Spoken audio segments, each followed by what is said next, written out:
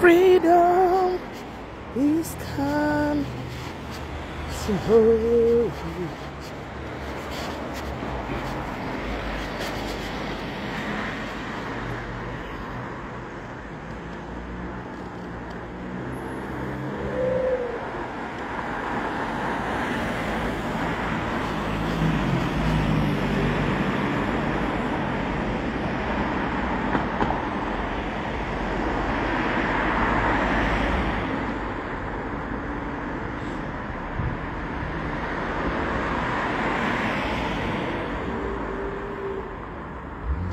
Hello guys, hi guys, maskera say guys, maskera say. Aiwa tatirega timirire zvedu bus. Tiri kufamba nebus kama vana. Tatirega timirire zvedu bus. Tichangochaisa. Tichimbonyatsotaura nyaya yanda iri kutenderera. Nyaya yevana, vana vadedzerwa imbwa. Vana vachitaura, vachiexpressa their feelings, vachiexpressa zvichemo zvavo pachikoro cheSt Faith. Mushure mekunge vaonawo zvisina kuvafadza pachikoro. Maswera seiko guys, maswera sei. Saka nangotega timboonesana kuti guys, come on, zvinoita here kana ndimiwo kuti headmaster, the whole headmaster vechikoro vanosumuka kunotora mbwa, kudeedza mbwa kuti dziuye dzidzingirire vana pachikoro. Guys, vana vangu vachita protest makuseni vaya havana kumbobvira vaita noise. Vana vaya vaprotesta zvakanaka, vangu vachifamba murodhi zvakanaka. Vana vaya they were airing their grievances zvakanaka in a very peaceful manner. Havana wavatuka, hapana pavatema, hapana noise yavaita. Vanga vangoramba kuenda kumaklasi. Vanga vachingotoda zvichemo zvedu zvinzwikwe chete. Nothing more, nothing less. Vadedzerwa imbwa naheadmaster wechikoro kuti imbwa dziye dziva dambure. Ninyaya yekuti vangu vachita strike iri kunzi headmaster vari kupoliticize everything pachikoro. Everything tiri kunzi ngachifunga kuti tiri kutaura headmaster chiri kurerekera politics too. Kuri kunzi kune nyaya dzembudzi. Ndofunga munhu pachikoro pane mafees ari kungokwidzwa pachikoro asinganzwisisiki. Zvakare headmaster vanga vakuti vana kana vasina kubhadhara ngavauye nembudzi, vabhadhare mbudzi pachikoro. Zvinova izvo nekutambura kuita vana veZimbabwe. Vana vaona vega pachavo. Remember guys, we are raising ma 2000s. Tiri kuraise ma 2000 ari kuona. Ava ma 2000 ava ndo ma future leaders of tomorrow. Ndo ma future leaders. Muri kunzwa ere guys pane noise stereki. Ndo ma future leaders of tomorrow. Vari kubatirirwa vachirohwa vachinza sataure. Udzvanyiriri watiri kutaura kuti government yedu iri kutiitira. Tukuitirwa udzvanyiriri wakadaro nevatungamiriri vemunyika medu. Wokunzi vana vechikoro, I would like to believe vana ma 18 and below kana 19 and below vanga vachidzingirirwa nembwa. Kubva kubasa Joyce tiri kutungamirirwa. Saka nhai president munhu angagwa mubvunzo wangu woti muchiona zvinhu zvakadai vana vazukuru venyu vachidzingirirwa nembwa, vachidanirwa imbwa pachikoro, vana vechikoro, munofila sei? Makati imimi vanhu vane freedom of expression. Vana vaya vaita strike yavo yakanaka, havana kuita noise, hapana chavavandaliza, vanga vachingo ende vana vaya vanga vakatoverenga mutemo. Vanga vachitotaura vaudza mapurisa kuti act yakati panguva yakati inotaura kuti tine freedom of expression, but kana muchitidzingirira muchitisagidzira imbwa muri kurevei? Video yabva yakatwa. Hello my paida maswera sei. Video yabva hanzi zvaitika kupi? Oh, tatenda breaking news dziri kuitika paZimbabwe padziva nokuSt Faith. Vana vechikoro vangobuda, vari vana vechikoro vakaenda mumastreet kuchikoro ikoko kuti hatisi kuenda muklasi, tiri kuenda mumastreet, tiri kuchema zvichemo zvedu. Vari vastrike yavo vana vechikoro, pasina mubereki pasina chi, vana vechikoro vamobilizana pachavo. Vakati enough is enough. Saka president wenyika kana makatarisa izvi, vakuru vemapurisa pamatumira imbwa dzenyu dzichienda nemapurisa kuvana vechikoro, kana nemiwo pfungwa dzenyu dzanga dzichifungei? Muchitaura kuti pachikoro cheSt Faith tikutumira imbwa nemapurisa kuti endai nembwa. Dei vana venyu vanga vari paSt Faith, mimi vachidza paSt Faith, manga muchatumira imbwa here? Iwo mapurisa chaiwo ana mukuru atumira mapurisa achiti endai nemapurisa, munorumisa vana vembwa, munokondrola nembwa. dei panga pane mwana wakanzi pasent faith anga achitumira imbwa here? That's my question. Anga achitumira imbwa here?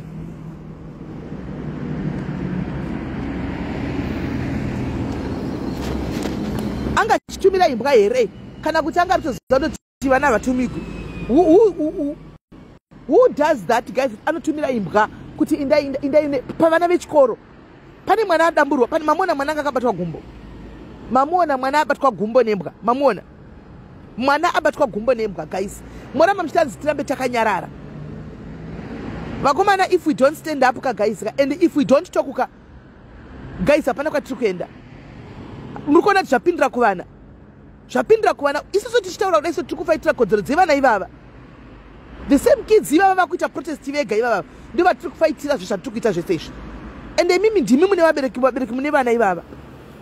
And then tobva tangonyarara kungoti tozvongotenderera tozvongonyaragwa, nothing is said, nothing is done. Come on, guys, it's high time we need answers from the police kuti vachitumira kuti vana vainde. Vana vava protest yavo yekutanga kubva yekutanga.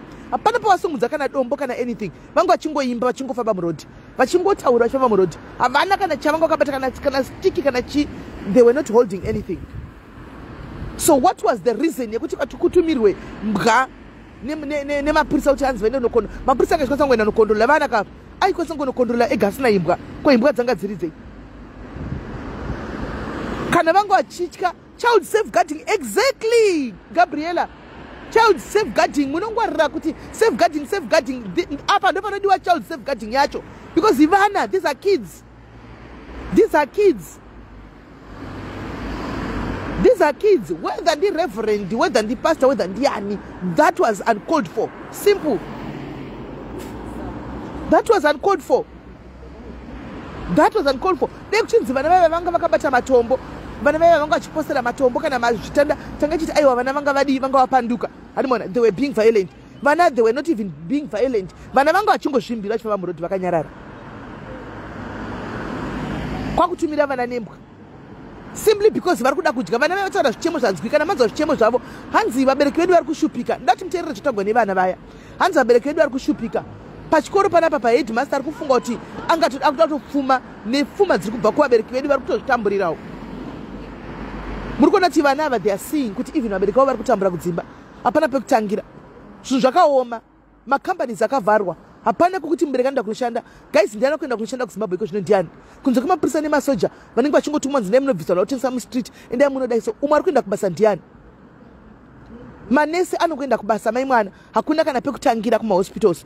Hakuna. Pane tsamba imwe yakambonyogwa neumwe nesi kana makaiona achikumbira vachinyorera vachivhayo kuti tinokumbirawo idi kana magloves chaiwo because kwekutangira hapana. Iri tsamba yakanyogwa nanesi iri kutenderera wekugomoko. Akanyora murabarabo wetsamba unonzwisa tsitsi. Murabarabo wetsamba unonzwisa tsitsi. Nasi vana vati takuzvimirira takuda kuti titaure kodzero dzedu. Hadzisi kodzero dzevana here kuti vataure zvichemo zvavo. Saka tina baba here, guys? Do we have a father in Zimbabwe? Because vana vakati vataure vanorumiswa nembwa. President panguva dzakafanira vana ava ndo mafuture leaders of tomorrow. Madini kusimuka kana kutumira representative yaenda kunotaura nevana munzoti zvichemo zvi, then you investigate. Hanti ndizvo zvinoita baba here? Baba vanosimuka paita strike especially yevana safeguarding. Imi baba munoenda paground. Vanangu chichiri kunetsa. Monzwa zvichemo zvevana. Interact with these kids. Vasukuru venyama. Go paground and interact navo. Chichiri kunetsa. Monzwa zvichemo zvevana. Aditika. Then mogadzisawo zvichemo zvevana. Vana, they are very important. Alright, vana kura vana basa vachembera. Ko vana.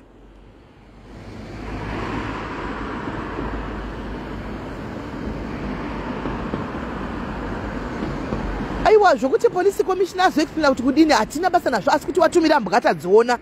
Mbwa nemapurisa tadziona. Isusu hatina kumboona noise. Hatina kumboona noise. Saka whether police commissioner wazoda kugadzirisana kuti vanhu vanenge vavava, hatidi kuzviwa. Toda kungoti isusu next time hafangu kuitika. Vana vane kodzero dzekutaura zvavanoda nekutaura zvichemo zvavo. Tinyaso kuina bhazi harina vanhu. Tinyaso kunoita noise tiri mubhazi harina vanhu bhazi.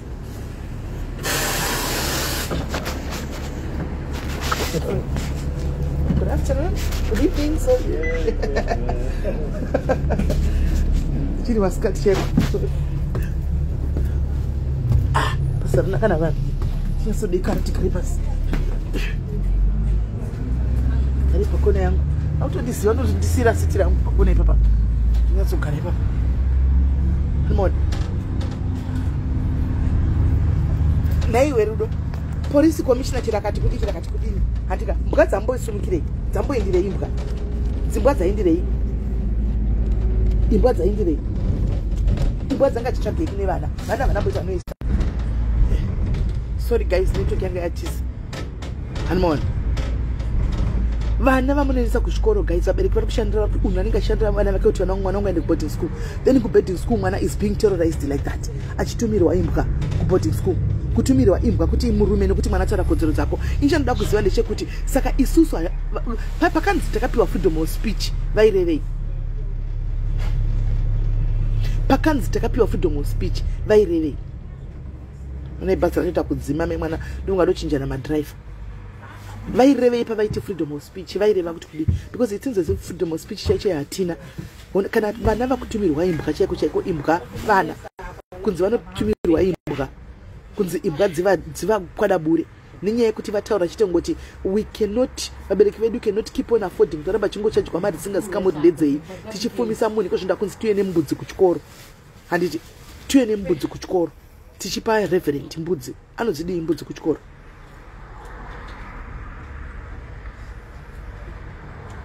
vana vataura vakadanzi everything is being politicized kuchikoro reverend or whatever headmaster vari kupoliticiza everything pachikoro kudanidzo mota dziri kupuwa mwedzi dzatiparira dzekuti vakuda kupuwawo kuti vakaita politics pachikoro kuda vangaiuyaiwo mutore chimota but Nelson Madzikatire vakataurirei kuti vanhu vane freedom of expression. It is we are holding on to their word, the word that they said people have right freedom of expression. Ndopatakabatira sokweroro dei vasina mbodaro dei tisiri kuzvitaura. They should just say kuti muno munyika ngavangobuda pachinozi kuti muno munyika hakuna chinonzi freedom of expression, hakuna munhu ane right to freedom of expression, then we know kuti atina, then we will not talk about it. But vakazvitaura handitika vakazvitaura vachitiudza nyika, saka we are holding on to that.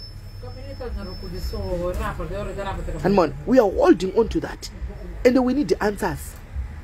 Kuti nemhaka yei taona zvaitika zvitizvo nemhaka yei vana vai vatumira kune mwana ndona akabatwa bhurugwa nembwa kuita kukakatwa bhurugwa rinembwa mai vake vakunotengesa mabhagedhi echibage kuti vatenge bhurugwa nyuwani because bhurugwa radambugwa nembwa mwana ananoizi yaita asi bhurugwa radambugwa nembwa kana maiona mwana akabatwa gumbo nembwa kana akaita rabhisi anonorapiswa nani